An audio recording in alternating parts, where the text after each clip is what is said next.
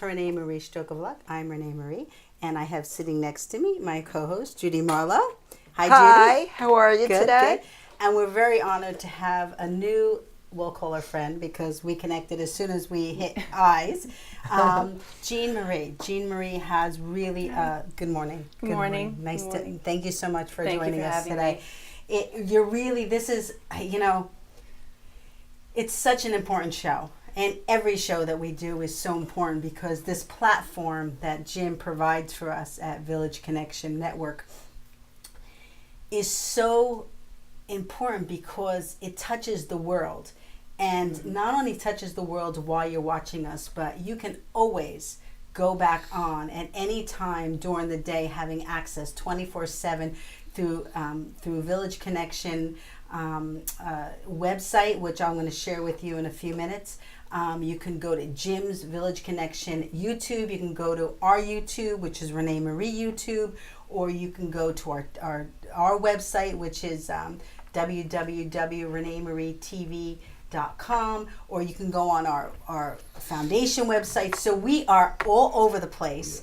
And maybe Jean will post this on her website. So this show, everywhere. So we are everywhere, and we're really very passionate, and that's what I love about this show because and the title of this show is called Together because Jean's vision and my foundation's vision is really that together we are lifting our voices and changing the face of strokes and aphasia locally and around the globe.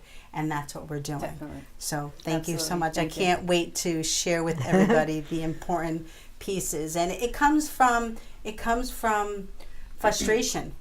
It Right. comes from frustration. So I don't want to, we'll talk about that in 2 minutes, but we want to do our usual announcements. First of all, we want to send our hopes and prayers out to everybody that has in those shootings because we can't sit here and talk about other things and pretend like the shootings aren't happening. And this foundation and this show does not place blame on anybody. We just really want to bring hope and prayers and for it to stop. So know that everyone is in our prayers right now, today, and always will continue to pray. And we'll pray that we can all come together and we could stop the violence because it's all about love in life. It's all about love. It's all about love. And, my mom and I were traveling the other day and we were talking about 9/11, and she was actually in the city when 9/11 happened. And she lives on 42nd Street. So she was very close to it. And we were talking about the fact that, how together everybody was and how unity, that's a perfect word. Unity. It's too bad we don't have the unity today that we had on that day, right. And during the months thereafter, right. We need to get it back. Right. And why do things have to happen? That was my question. Right. Why do things have to happen so devastating to our country? You could have different to the world? views, but you should, I've got friends with various views. Judy and I have different views on things. There has to be unity. Yeah. You're entitled to your opinion, I'm entitled to my opinion. Yeah. But together, we're Americans, and we right. should be together and not let these things tear us apart. That's right. But we're here unified for a great cause. Yes, we are. We are expressing unity today. And you do. You come together in different aspects. God brings you together for particular reasons. You have to use this platform to bring it together. I do want Judy. Did you get the email I sent you? I sent it to you late, so don't worry about it. Andrew, I know if you sent it to me after 12 midnight or after 11, I didn't go back on. Andrew Rea. I'm going to say it here on the air. I love Andrew Rea. We all do. Yes. He is Assemblyman Andrew Rea, who has been on our show a number of times. And why I admire and respect and really actually called him the other night because of the personal situation I'm having in my family with health crisis. And he called me right away. And when I texted him yesterday about this particular food drive he's doing, he said, I can't be there, but how you doing?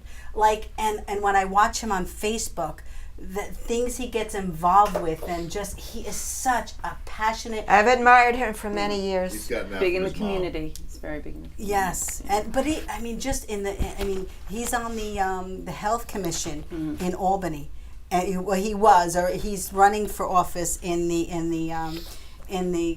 Town of Northport. Where is he running for office? Northport.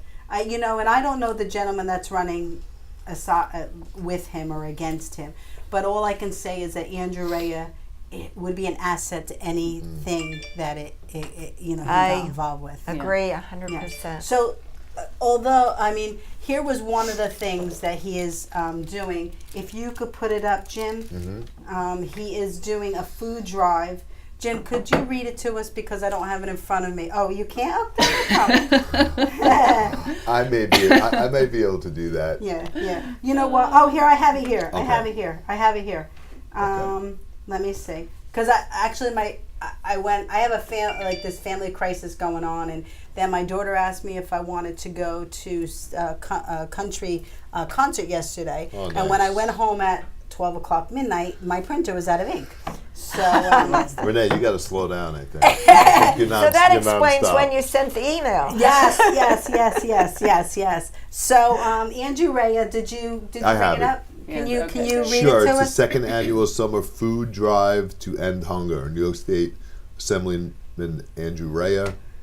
Drop off supplies at King Cullen, 50 New York Avenue, Hale site, Saturday, August 10th, 9 a.m. to 5 p.m. So is it on the? Can you put it up again, Jim? If it's not there, I really want people to support Andrew, and I believe it's the Harry Chapin Food Bank. Yeah, that's probably what it is. Yes, and so and if you can't make it on that day, maybe you can contact the Harry Chapin Food Drive and give them a donation of $20. Sure. Because $20 is a one stop at Starbucks. Yep. So don't go to Starbucks, and think about the food that you'll be providing for those that are hungry. It really is. We are so blessed. We have no idea how blessed we are. But I do remember in my life when I was going through my divorce, but I had my family around me, but I got embarrassed to ask them for money. So I remember going into my pockets and looking for change and scrounging. And so I know what it's like to not have money for food. So please go out and support them and support Andrew in any way you can, because he is an asset. He really is an asset to everybody. Then we have the Over 50 Fair. It's on September 15th, and I am going to be performing. You should come. It's going to be great. It's good stuff. Yeah, it's great stuff. It's great stuff. And I'm going to be doing my Unconditional Love concert tour, and I'm doing it from 3:30 to 4:15, Jim, I think. 3:15 to what's right here? It's on the one thing I didn't. You bring. put it up. No. No, you prepared. So it's on everything. 3:30 to 4:15. It's 3:30 to 4:15. Right. www.over50fair.com for info. Right. And it's pretty interesting. I was pretty believe it's at the impressed Huntington with the Hilton. organization. Is that correct? Lineup. Yeah. It was. I was very impressed with it. So Renee, is Yes. it at the Huntington Hilton? Yes. Yes. Yes. I believe it is. Yes. So anyway, so there are our announcements, and if you have any questions, you can always contact us. We're all over the place, but this is a really important show, and so call all your friends and really tell them to watch, because strokes is the #1 cause of disability in the country. And that means it's affecting everyone, the #1 cause. And if we cannot take a blind eye to it, because first of all, we should prevent strokes. Strokes are 80% preventable.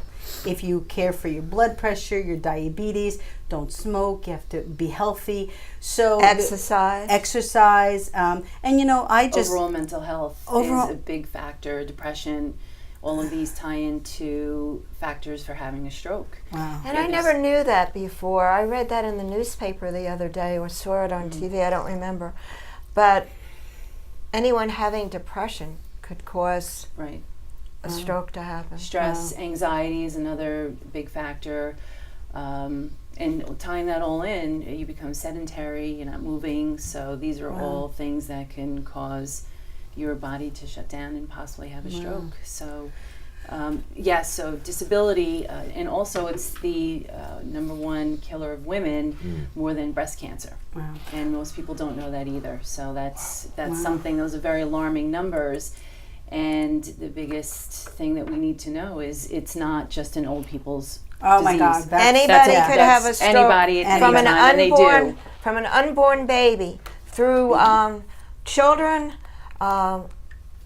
teenagers, adults, and senior citizens that we're aware of. But it could be anybody at any time. And I was 26 when I had my stroke, so I know that. What And you're still recovering. I'm still recovering. I'm still recovering. It's never ending. Yeah. So I wanna go back to the beginning though. So, Judy, first of all, how did you connect with Jean Marie? Actually, in this case, Jean Marie connected with me. Right. Ah, yes. She wrote me a very nice letter, and I called her immediately. Wow.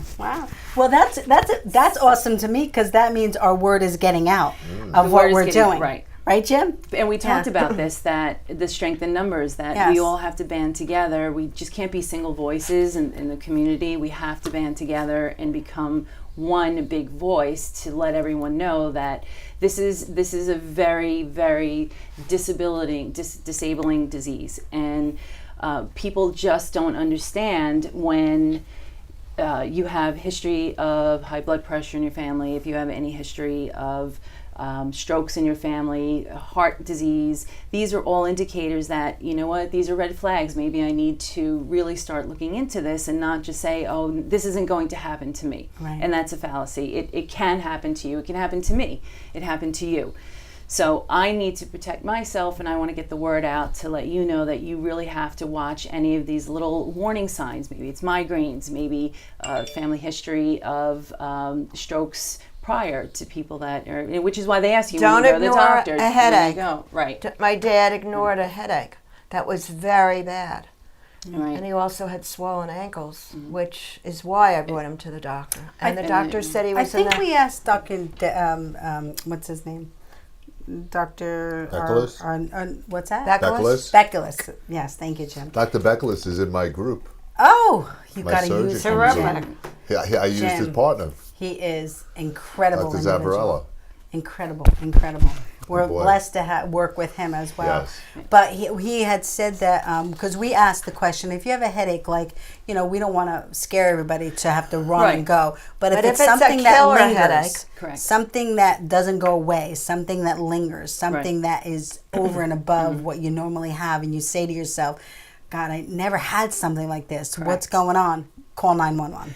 Correct. Or go to your doctor. If you're prone to having migraines, there's an underlying issue of, could it be something else? Where is this stemming from? Not necessarily a stroke, but you could be something else. You could have a blockage. Anything could happen. Why you should never stop if you have any sort of warning signs. Atrial fibrillation is another issue that is an indicator. You have to be very, very cautious with it. You have to make sure you speak to your doctor about it. There's a lot of people that don't know they have atrial fibrillation, that they're in it. And that's correct. The ones that are lucky are able to control it. And explain to our audience what it is. So atrial fibrillation is when your heart beats in different rhythms.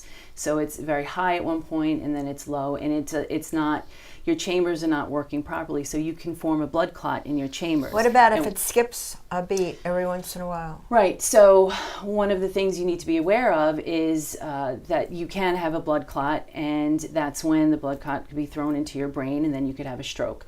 So you have to make sure that you speak to your doctor, make sure you're on blood thinners, make sure that you are watching your atrial fibrillation. Are you taking care of it? Are you doing all the steps that you need to do to help either fix it, or how do you live with it? So these are all indicators of a possible stroke in the future. And is that more prevalent in women?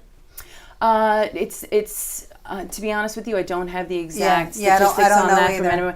My mother ended up having atrial fibrillation. I do know other people that in AFib now and are living with it, but there's always that underlying issue of, can I have a stroke? Yeah. You know, where did that come from? Does anybody else? Do my parents have atrial fibrillation? Do they have, heart disease? These are all the things that you need to speak to your family members about, to be aware of what can happen to me.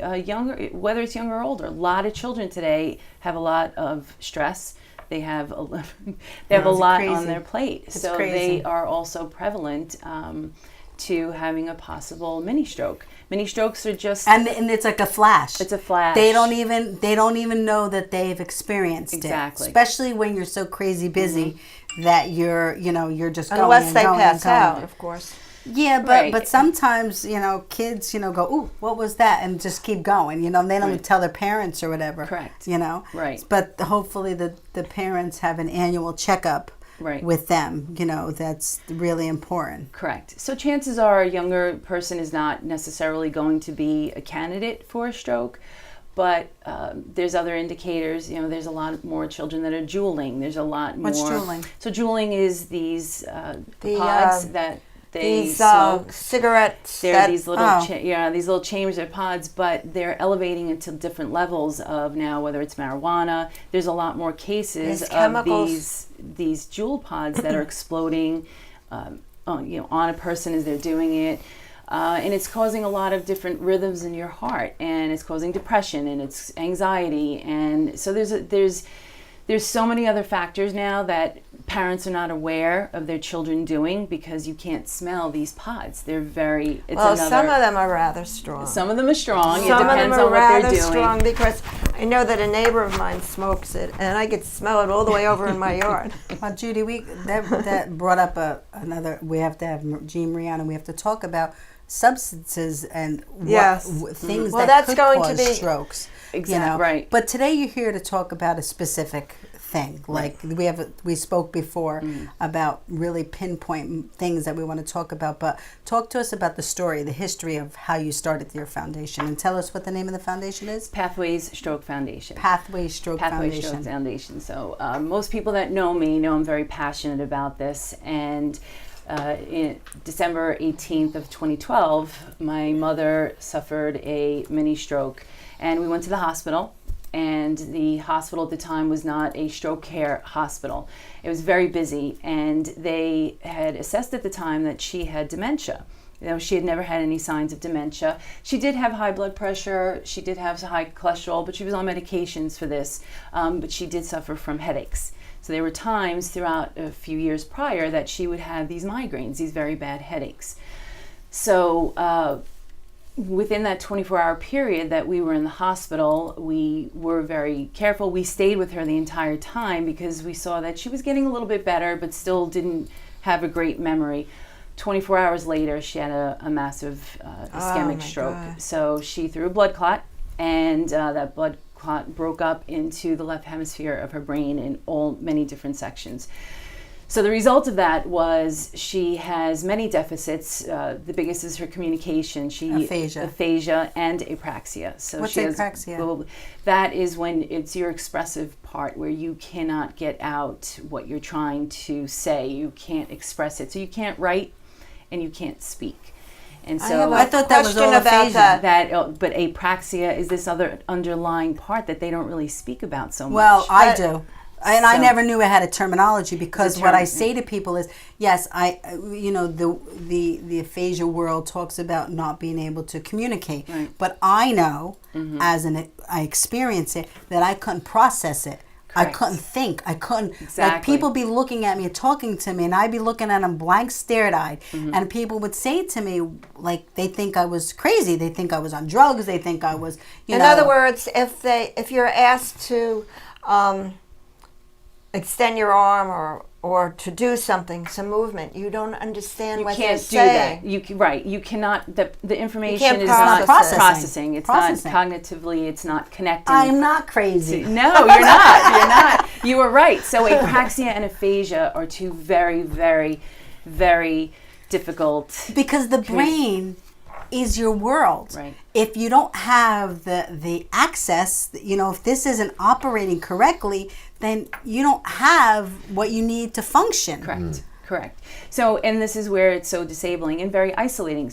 If you ask, as you stated, for instance, can you blow out a candle? You wouldn't be able to blow out a candle. You might you wouldn't pick understand. up a pencil instead, or could you touch your nose? You might smile instead of touching your nose. So the connection that you have, your brain is the signals that are sending it's a big wall. It's a barrier. Right, You're blocked, right, and right, you can't right. get over that wall. Right. So now you have a brain injury. So just like anything else, things take time to heal.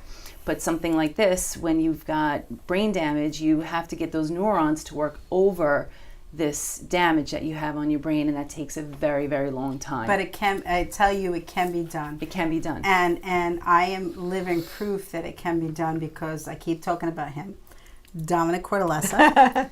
There was I believe that people come into your lives for a specific reason. Mm-hmm. And I was, everybody thought I was, pretty much recovered.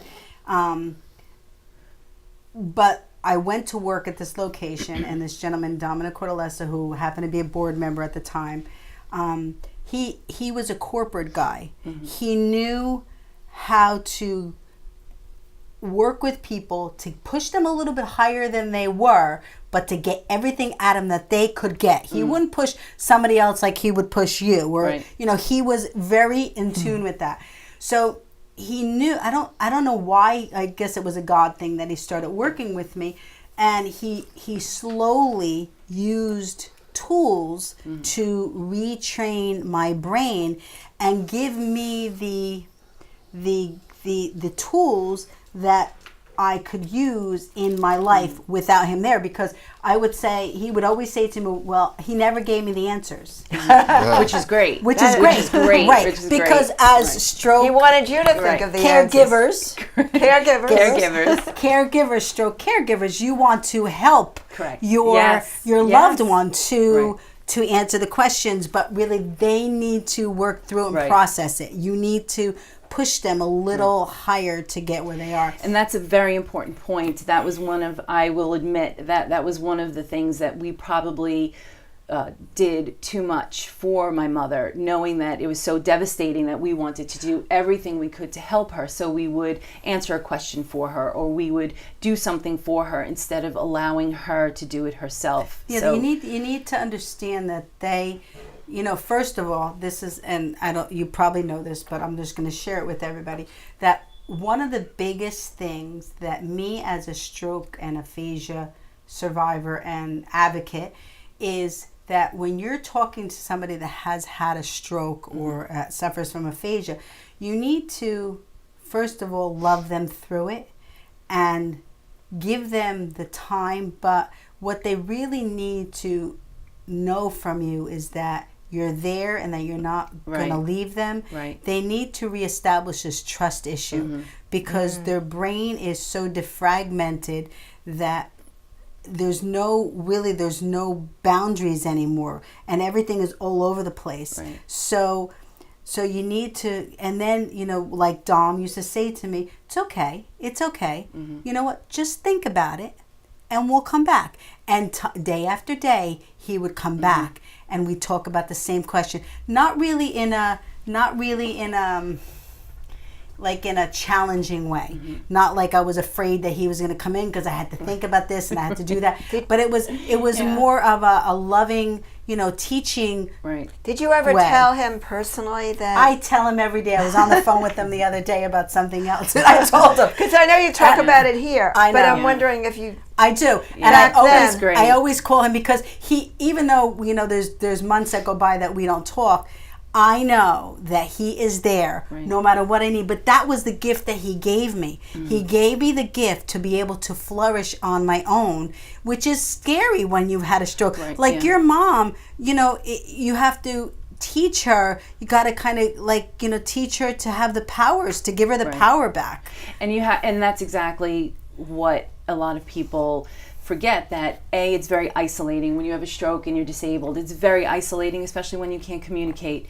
So you have to be supportive. You have to be very patient, very patient. And give them the encouragement that they need, and be don't positive ever stop. with be them. Positive with them. And a lot of it is your energy that you're bringing into the room. Right. You know, if you don't bring in the right energy, because since we're so open, we feel everything that's going on around us. Because don't forget, our was a brain attack. Correct. So everything is just like, we don't know where we are. Right. So you got to kind of help them to defragment their brain. Oh God! And it's very sensitive. You're sensitive to the environment Yes. as well. Loud noises, anything that could startle you, could set you back, Right. and you have to start again. Right. So you have to be very aware as a caregiver, Yes. like with both Yes. of us are, that we have to be sensitive to a survivor as much as possible. We are okay. There's nothing wrong with us. We're not the ones. We're the vehicles. We're the ones helping you recover. Right. But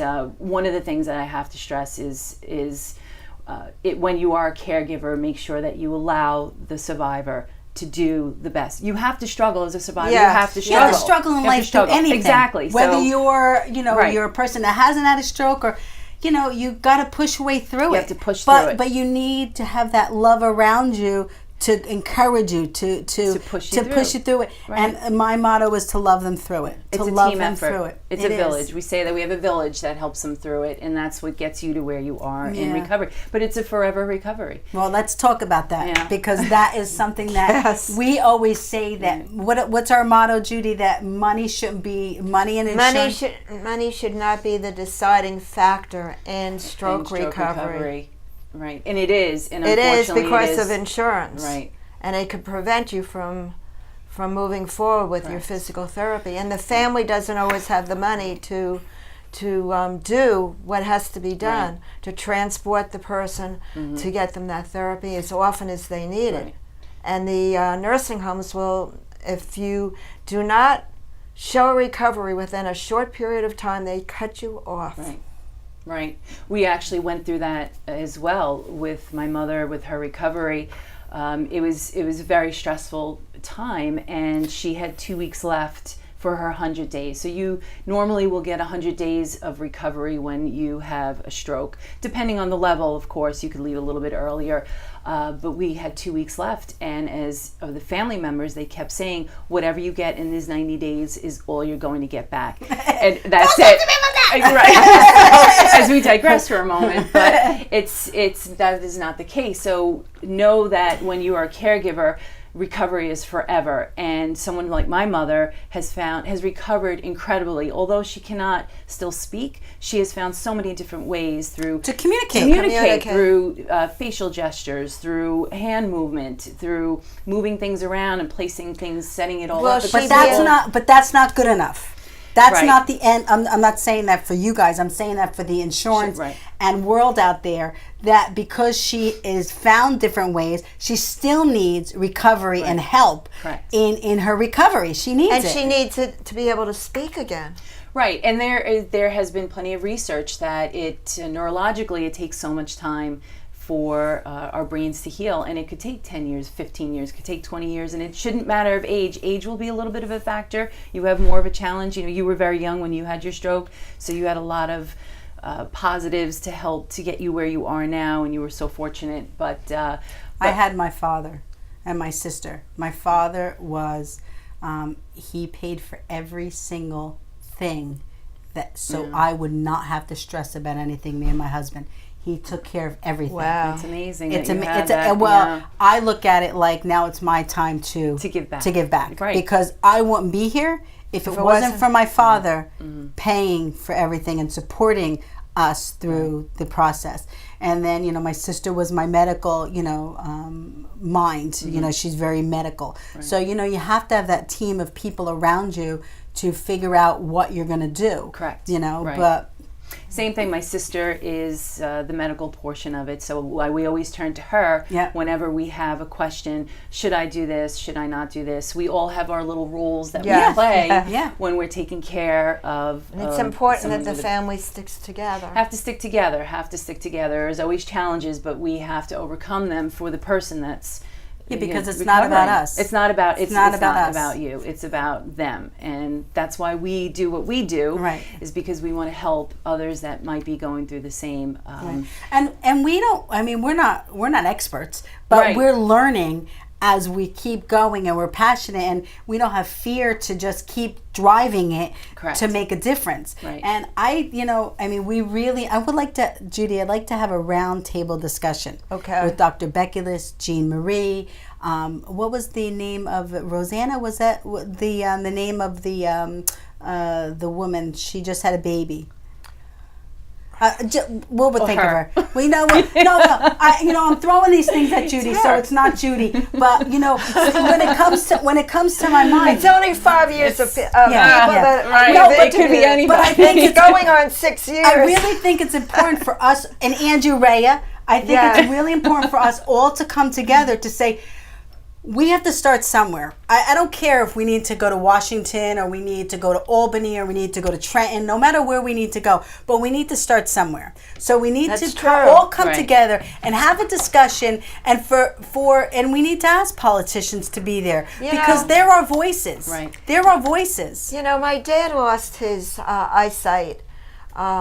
He probably had very blurry vision after the stroke. Right. And never did an eye doctor or a neurosurgeon address his ability to see better. Right. And I'm glad you brought that up, Judy. That's a very big And factor. I just didn't right. realize. So did your mom have? She's still, so the past 7 years, we actually make a joke about this too. I laugh with my mom. I said, do you know that every day since you've had your stroke, we talked about your eyesight? So we've probably gone through 10 pairs of glasses, numerous visits to eye surgeons, but it didn't start in the beginning, which is vision therapy. Vision therapy is one of the therapies that is not covered when you are recovering. So you will get your physical therapy, you'll get your occupational therapy, and then you'll get your speech therapy. And I don't understand that. It My was never question even to brought them up. would be, how do you get that? Right. Like if that's a part of her diagnosis, if that's something is a cause They for ignored it. strokes, Right. how could you say that it's not in the recovery? Well, it's just something not spoken about. And I actually, one of my advisors, Jennifer Cianzo, she has her own practice out here, Visionary Optometry. And I'm She's going to kill going me to for book that her in one. October. Yes. I have dates. And Good. so she worked with a lot of traumatic brain injury patients. She worked at the VA. She has extensive work, and she actually worked with my mother.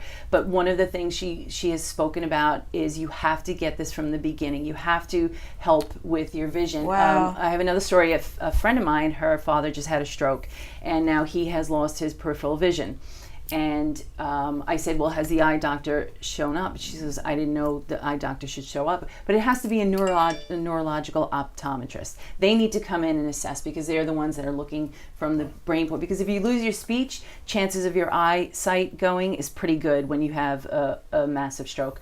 So we need to speak about this to how do we keep elevating the care for someone that's recovering, because the long-term disability and the money that you're going to put into somebody recovering is extensive. So why not do this now, put the money into a patient now, get them to where they need to go instead of spending the next 10, 15 years on helping them recover. It doesn't make sense. It doesn't make to me. sense, right. It So- doesn't make sense to me. But the insurance companies and the politicians as well, I'm going to put it on them as well because there are voices. They're the ones that should be fighting for us. I don't care whether you're Democratic, Independent, Republican. I don't care what you are. You should listen to us. And I mean, you watched the debates the other day. Healthcare is a number one challenge. I have to say that when my dad was in the hospital, and I also remember doing it when my husband was in the hospital, if what's happening is not going the way I think it should go, I go straight to the administrator. Yeah. And I say, this is what's happening, and what are you going to do about it? Yeah. Right. And there's still... People should do that. Go to the top. Right. Because you will get results at the top. Yeah. The other people will just push you away. And you have to be an advocate to your survivor. You have to be there because you don't know what can happen. A lot of people have dysphagia. It's a swallowing disorder. My mother had it. I don't know if my father had it. Your father. I don't really You might remember, never. but You probably did.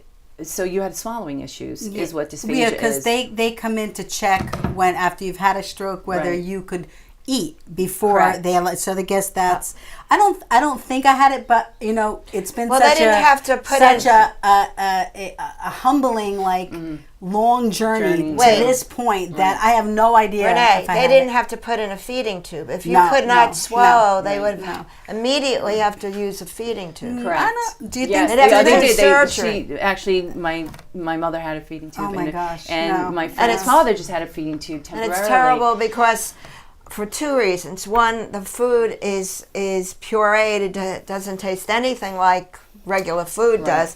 And the second is that if you want to have the feeding tube removed, which I didn't know at the time when I had it put in for my dad because it saved his life, if you want to have it removed, you have to go to a judge. You have to go to court over it. Well, I guess it depends. It depends. Well, that was back, That was back in then, 2000 then. and 1998 to 2001. You had to go to a court to get it. Well, we've advanced. We definitely have advanced I hope from so. where we were. I hope so. We have, because even with my girlfriend's father just now, they very quickly removed it to get him onto the his pureed foods. But that's another conversation. The nutrition. We know how important nutrition is for us when we're healthy. And now you have someone that may have diabetes. They have diabetes now. They're in a facility and they're given honey, they're given sugar, and the only way to control this is now they're just giving them insulin all the time. So you're giving somebody a dessert that has diabetes while you're in the hospital recovering from a brain injury. So how do you recover quickly? And I also want to add to that, Jean, that I had to be there when I made it. That I had to be there when he was being fed. Right, you have because they were forgetting at times that he needed pureed food. Mm-hmm. And I actually sat next to him at dinner and made sure that it was pureed food. Wow. Or they will leave you. There could be an order of you need a one-on-one. There may be somebody else that may be a little bit worse than what your family member is, and they may sit with that person instead. So these are all the things that I've experienced, that I had to be there to help my mother learn how to eat again, learn how to slowly, take her food in, or to know what to do. Do I pick up this spoon or do I pick up this fork? What am I doing? So now you're still cognitively recovering and not understanding what should I do. Should I use my hand? Right. So these are all issues that you have to be an advocate for somebody that is recovering. We always say that. We always say that, you have, and the key is to have your team of circle prior to getting sick. Right. To build that team around you. Correct. Before you get sick. Because all of us live our lives and we think nothing's going to happen to us. Right. And it doesn't matter whether you're a grandparent or you're a child, but you have to, children have an advocate around them. They got their parents. Right. But when you're like, my age or 26 or 30 or whatever, you don't. You're 30. But I didn't, now I have like a wonderful doctor, an internist, Dr. Herman, Yes. who is the main person who takes care of me in everything that I need. I go to him and I use him as my referral, and use him to find out. I have a financial advisor. I also have an insurance advisor, someone that helps me to purchase insurance. And that's another thing that, I purchased, and we have to have Tracy on to talk about this because I'm very... You're talking Tracy Lawrence. Yeah, okay. I'm very bad about this, but, I just had this situation in my family. We went and we spoke to this family member of mine is going into hospice. So, and because he's got to be put in hospice and he's been diagnosed as hospice, he doesn't get the hospice... Under their insurance, hospice is covered 100%. However, they're not thinking he's too far gone.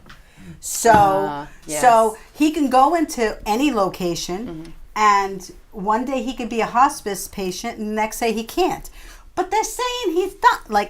So anyway, right. So the reason I'm saying that is that they asked one of the people that we met said, "Well, do you have Medicaid?" And this person said no. And then the other thing was, "Well, do you have added insurance?" And I'm like, I do, because I was lucky enough to meet Tracy and for her to help me to secure my financial. That's so important. Right. Very, very important. Right. So my point behind that is you have to prepare now for the unknowns that are coming to you. Right.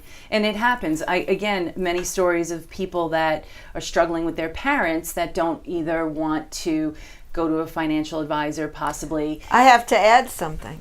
Very important to have a healthcare proxy ahead of time. Healthcare proxy, thank you very much. Yes. Because you're going to be in a hospital, and this is very hard to speak about, but there are a lot of spouses that at a situation when you're devastated by any type of traumatic situation, not just a stroke, how do you make a decision for a loved one of, okay. And you don't know what their decision, what they wanted. Right. And you're not going to be able to make the decision yourself because the doctors and the administrators and the judges are going to make a decision on your family's behalf Right.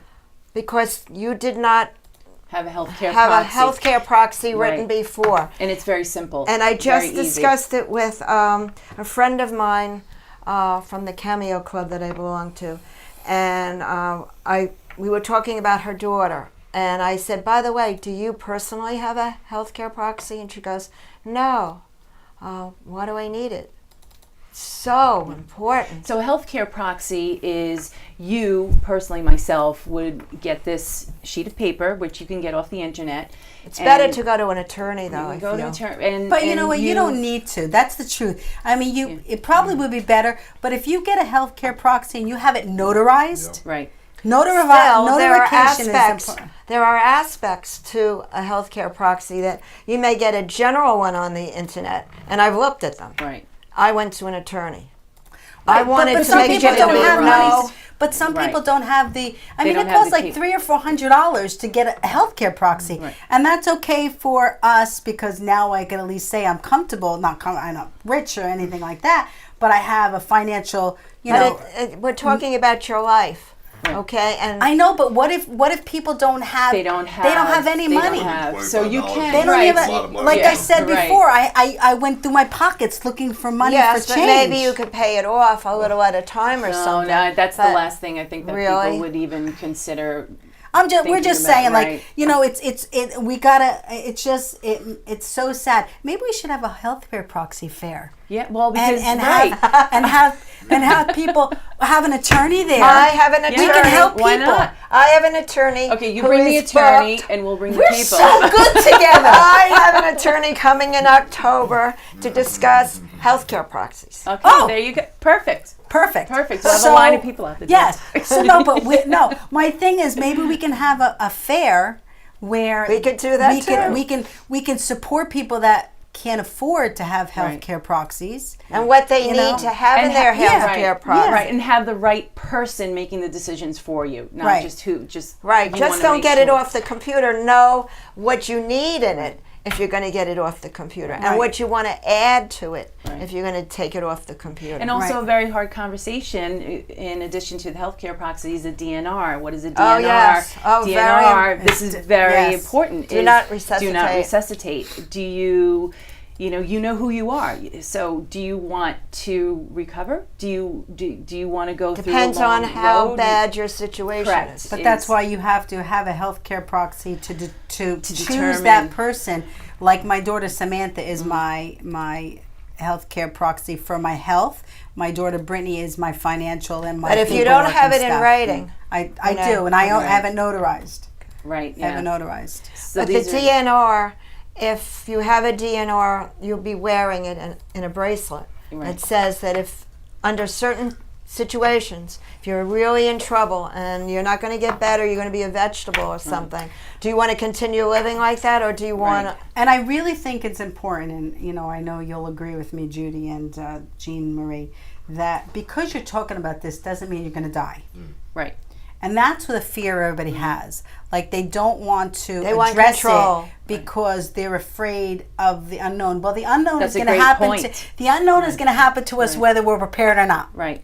So we're better to be prepared Right. to set things up because it like we say with the insurances and how do they know, that what's needed, right? We talk about them, but we also have to be responsible for ourselves. Correct. To prepare. So it's both sides.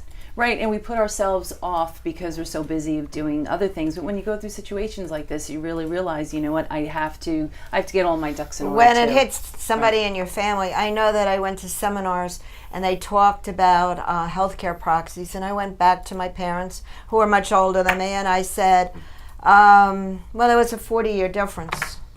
And I said to them, you need a healthcare proxy. And they just looked at me and said, nothing's going to happen. We're fine. We're in great health.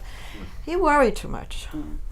Yeah, well. No, and when my father had the massive stroke, he did not have a healthcare proxy. And I called his attorney and I said, you've got to get over to the hospital the next morning. We got to get him to sign one. Right, because now you might not be able to sign. You might not have, it might have been too late. You can't. If you lose the part of your body that is your dominant side, for like my mother lost her right side. I did too. Right. I So did too. now how do So you? now I'm ambidextrous. When I'm that's taking cool. my time, I can sign with this, but when I'm in a hurry, I sign with this. That's pretty cool. Well, look, you gained something out of it, right? I had to, I was like, okay, but I'm a different type of person. My personality is not to let anything stand in my way. Right. That's for sure. my personality. But that's why when I became an advocate, the hospitals wanted me to go in to see stroke patients to let them know they had to do the work. Yeah. Because the hospitals can't say that to them. Hospitals have to be caring but me, I would talk about my situation and how I had to do the work. I couldn't let somebody else do it for me. Somebody else can't do it for you. You can't. As much as you love them, you can't do it for them. Right. So it's so true. But I just want to bring back, if I can, to the therapies. We were speaking about that and how throughout the years we have been very fortunate to have speech therapy from the colleges. A lot of people don't know that you could go to the colleges. They have the students that are learning. Oh, good idea. Speech therapy. So we started at Queens College. Wow. And that's awesome. We started at Queens College. We were part of their program, and we met some incredible directors, and we became very, very close. I became very close to one of the speech therapists, speech pathologists, Susan Dimitropoulos, and she has been such an incredible advocate. I don't even know how we would be where we are today without her constant driving my mother, bringing in incredible students every year, and which is really good for the survivor because now you're socializing with different people. Because again, when you can't communicate, that's right, it's very, very isolating, and it's depressing. You become very depressed. Do we speak about that on the air? I don't know. The depression. We didn't get there yet. We're getting there. Yeah. We're getting there. But absolutely. No, but that was a key thing that you brought up because I remember. My sister saying to me, you need to go see a counselor. And I'm like, I don't need a counselor. Like, I didn't know. I didn't know how I was acting. I didn't know. Right. So, she found one that was a prayer counselor because to me, Good. I was like, oh, I'll go. I like to pray.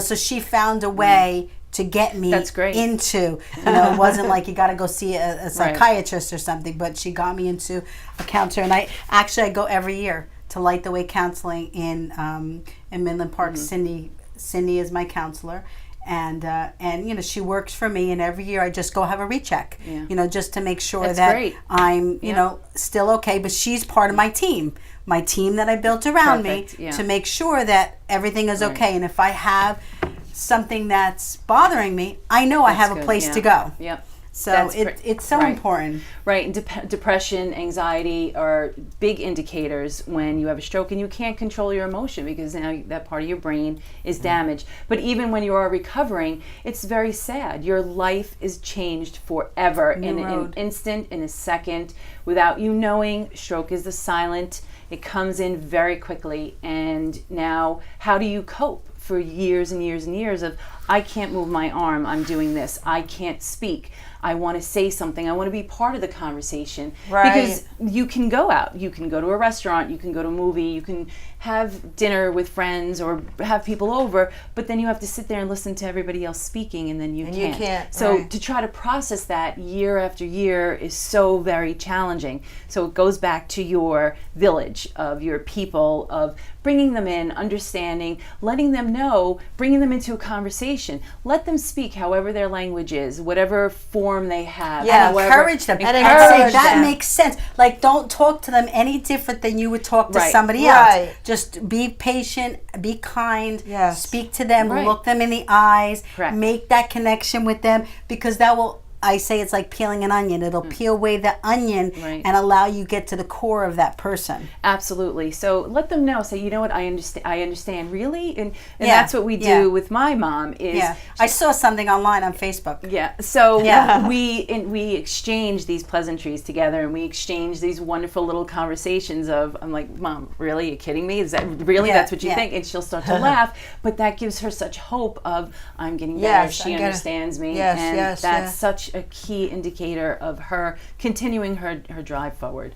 So one of the things I have to express is, love that person, encourage that person, never speak down to them, make sure that they're always included in your life, and however, and even make phone calls for them, call their friends. My sister is so wonderful with that. She will make phone calls to my mother's friends or to her brother, and I also have my girlfriend that she came in 7 years ago and never left.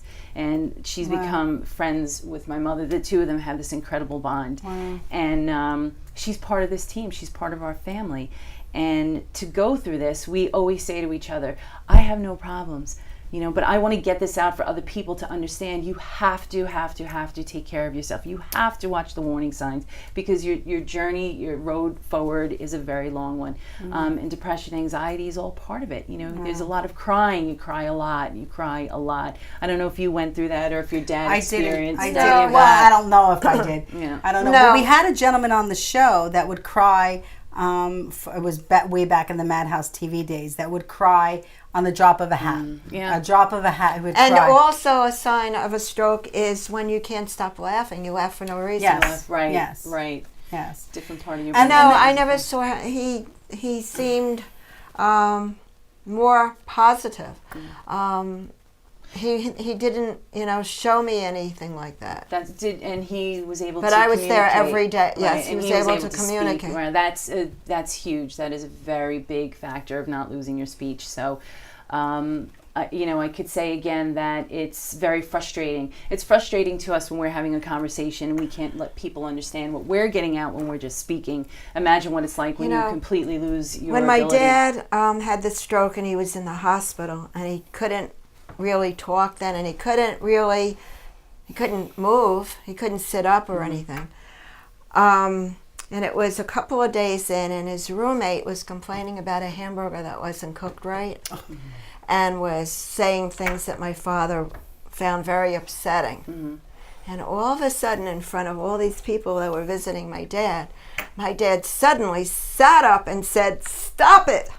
And then they went, "Oh my God." Yeah. Yeah. He's got a voice. So we only have a few minutes left, but I wanted to talk about the iPad, because you said something Yes. about the iPad, how important that was in Yes. your mom's, and that makes sense. Right. Because if you can't speak and you can write it down, you can't write, but you can type. Well, she can't do that either, but there's other ways that she's found communicating or just to help her throughout her daily life. So there's so many people that can't afford an iPad, and a lot of these applications cost money. So, you'll have your yearly upkeep. So I felt that my initiative of 100 iPads for 100 Day of Therapy, I'm raising money so that I could get these 100 iPads and I could get them into the hands of people that can continue their therapies, that could communicate with family members through FaceTime or Skype. It's so important to continue their connection. It really is. Or even a doctor. You can't get to your doctor, maybe Yes. the doctor through Yes. the telemedicine. It's a great idea. could do that, and so I'm so passionate about that because my mother's world has completely opened. She's able to be on the different internet sites. She's been able to teach herself all these different things, puzzles and word searches, Right. and this is constant therapy for her to continue to get better. She can watch concerts, all the things you can still be a part of the world. And then have this great little tool that you can still talk to people with. So, and that's how we get to communicate with her as well, through FaceTime. So I'm very passionate about this because it's been so helpful for her continued therapy and for many others as well. Right. And It's a great idea. It's a great idea. And also, I just want to bring out real quick that LIU Post, their J.M. Latch Speech and Hearing Center. What's LIU? Oh, So- we've had them on. Oh, that's Josh's. Yes, that's we've had Josh. them. Josh, one of our partners, he believes in green plant-based eating. Oh, okay. Yes. But so they are And he went there for aphasia. Okay. And we had a woman here. Yes, from, very good. Michelle, I think her name was. Yes. They are the only aphasia all-day program on Long Island, and they need so much funding. There's so many people that go to them all the time that may not have the money to pay for their therapies. So I want to bring to light that this is another great organization, another great program for people. And we, like I said, we're probably gonna have to go in a few minutes. I just wanted to mention about the hospital. But that comes down to our recovery and how it shouldn't be stopped. Right. And we need help. My organization needs help because our third mission statement is to help those that their insurance ran out. And that is, I'm so passionate about that. And to me, I don't think that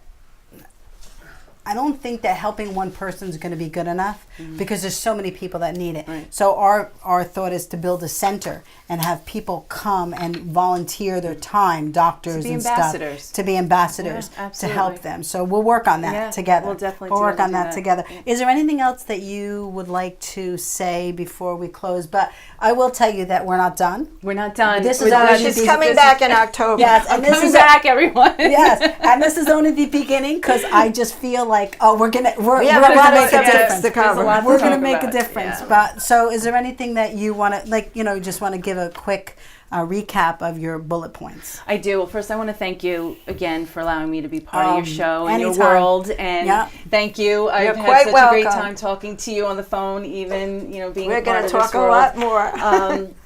I'm doing this because I want to help others. I want you to be aware of all of the things that could go wrong, all of the things at any time. It's not just a stroke. We need to be very aware of what's happening in our lives, in our world. We have to be happy. We have to stay calm. We have to be cool. And we have to just move forward in a positive way and build our teams, like you said. Have a strong foundation and don't turn your back on people. So many of us need so many. But I'm here. My website is www.strokepath.org. And this is all for my mom. I'm her voice. I'm just the vehicle. She is she's my warrior. She's why I do this, and I'm so grateful that I could be here today and share my story. So thank you all for letting me be here, and look me up and give me a call. I'm around. Absolutely. Thank you so much. Thank you very much, both of you. Judy, Thank you wanted to Yes, talk about I just Sunday at wanted Good Samaritan Hospital? Yes, Good Samaritan Hospital was honored for stroke care, and it was in the hometown shopper. And it says that West Islip-based Good Samaritan Hospital Medical Center announced that it had received the American Heart Association and the American Stroke Association the awards called Get With the Guidelines Target Stroke Honor Roll Gold Plus Quality Achievement Award was given to the hospital in recognition of its commitment to ensuring stroke patients receive the most appropriate treatment according to nationally recognized research-based guidelines founded on the latest scientific evidence. And I also want to say that I'm doing all of this on behalf of my dad to bring awareness to bring awareness of what you've been through also, Renee. It's important. It's important stuff, and that's why we're so passionate about And it. there's hope for recovery. And we have plenty more where that came from. Looking forward to it. Yes, Yep. this is only the beginning. So thank you so much for joining us today. If you have any questions, you can definitely just reach out to us. We'll be able to connect each other with whatever you need. So we're there for you. And thank you, Jim, Thank you, for Jim. being a part of, Thank you know, you, Jim. for being the instrument that allows us to do this. So we blow kisses. Ooh, what was that? Was That's a that good God? sign. That's a sign. That's a sign from God. I actually, when I was driving in today, I was thinking of the show that I'm doing, you know, and I said, God is going to be there. That's like, that was going through my brain. God is going to be there. There you go. So God is here with us today. And it doesn't matter what faith Every you are, day. as long as you have faith have and you faith. believe in the higher powers of yourself and the people that love you around you.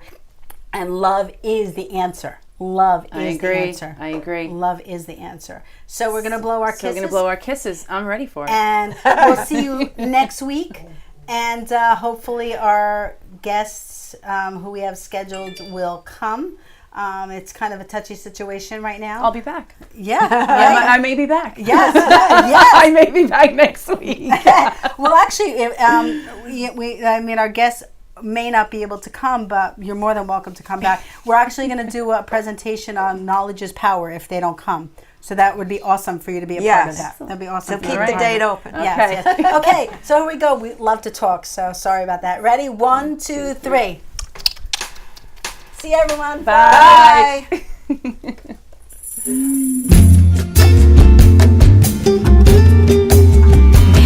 Mi amor, yo no entiendo por qué tú más de nadie sabes qué pasó en mi vida.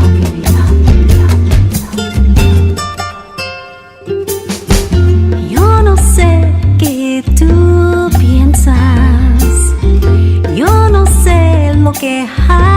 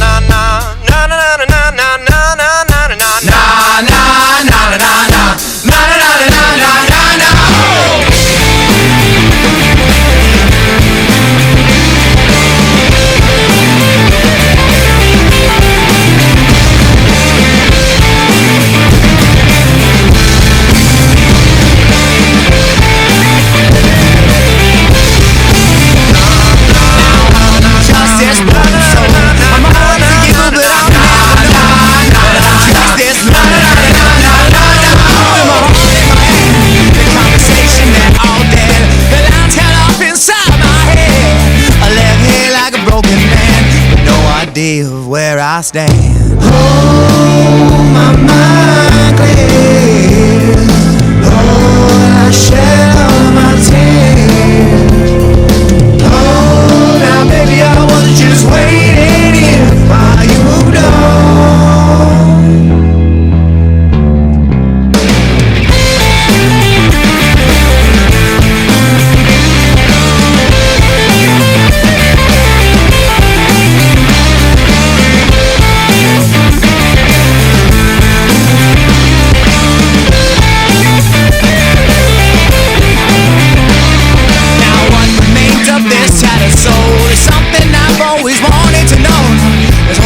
Security, this is about freedom you kept from me. The sound of all your loaded gun, this outbreak war has just begun. The sound of all your loaded gun, this broken man has already won. Oh, my mind clear. Lord, I shed